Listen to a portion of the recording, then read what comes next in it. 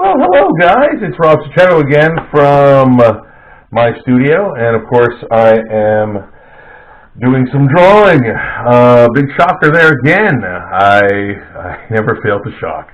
I'm working on right now a few of the requests that I got from Facebook that one time that I had you guys actually break Facebook almost with all of your requests for cartoon characters from television. I don't think I was specific about whether it was television or not, but anyway, I'm working on some of those. And actually, this is a work in progress here. I don't know if you can see that. Hopefully, you can see that well. It is Mighty Mouse, and that's him. And then I got Shiraz on the go, and I've got I'm working on comics right now too. I think the last time I saw you guys, it was a couple of weeks ago, and I had layouts done. They were approved, so I'm working on the actual comic pencils now.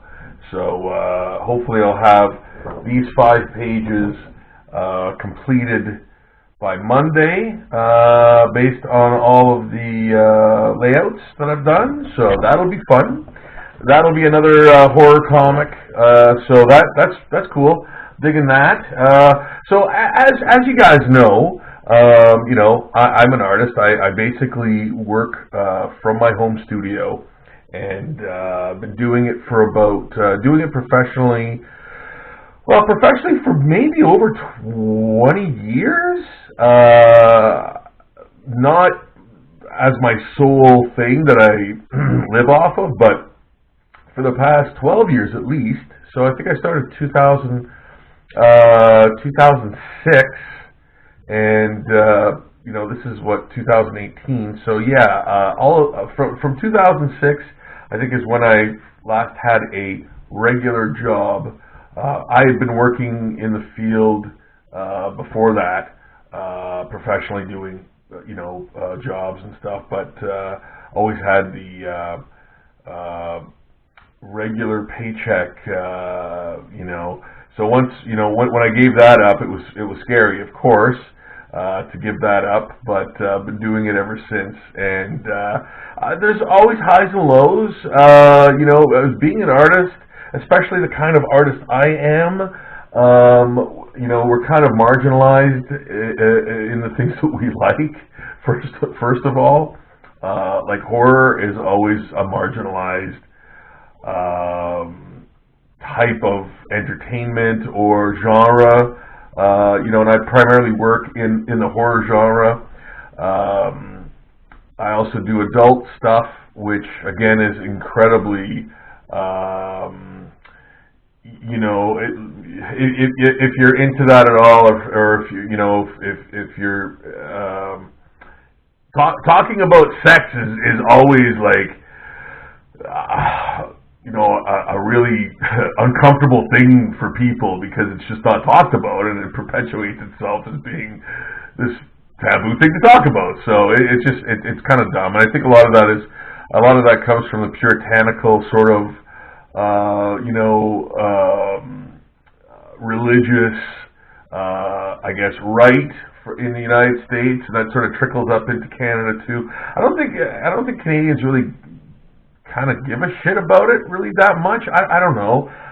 It's still always a taboo subject. Any kind of talk about sexuality or sex or anything like that, or especially when it comes to art, is really touchy.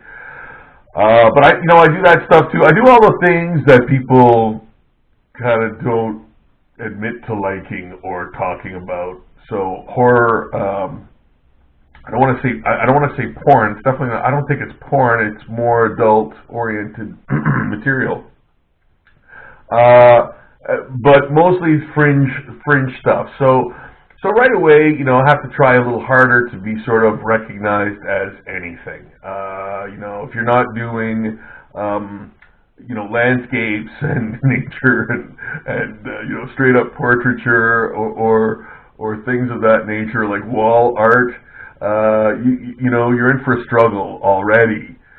So, it's always been a tough go. It's always been a tough go with the stuff that I do. Just being an artist alone is a very difficult thing to accomplish. You're on 24/7. You always have to be promoting yourself, which that's not fun for me. I ain't digging that, but it's a thing that we have to kind of do. We have to learn how to do. We have to continue doing, which is unfortunate, because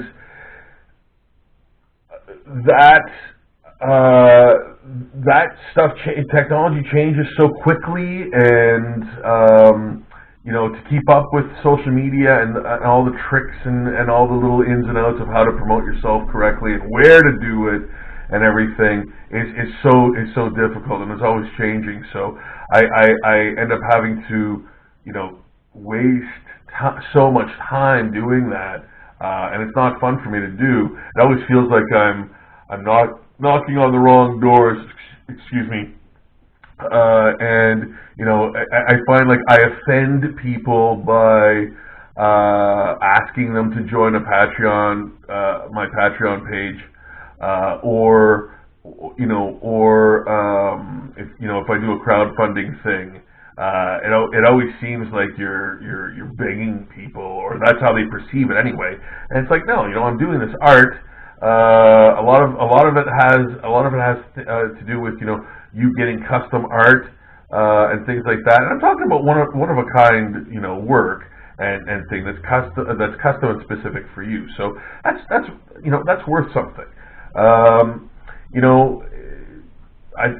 artists are not really regarded as being that important, but literally everything from packaging to architecture to just animation, cartoons, and all the enjoyment you get out of your life, comic books, all that stuff, it couldn't be possible without artists, and it's a very important part of our life, and we largely take it for granted. I think a lot of that has to do with really the way that people look at artists. They have really no idea of how artists are paid, what they actually do, what it really means to be an artist. You have people that do art, but are not real sort of artists, in my estimation, in the sense that they can't kind of do everything. They can do, it's the difference between, my son likes drawing too, and he likes drawing like little birds and stuff, and I hear things like that all the time, where it's like, so-and-so likes to draw, and they draw these little birds, or they draw these little fish, or monsters, or superheroes, or whatever, and you're like, okay, that's great, but, are they, but they're an artist, though. It's like, okay, well,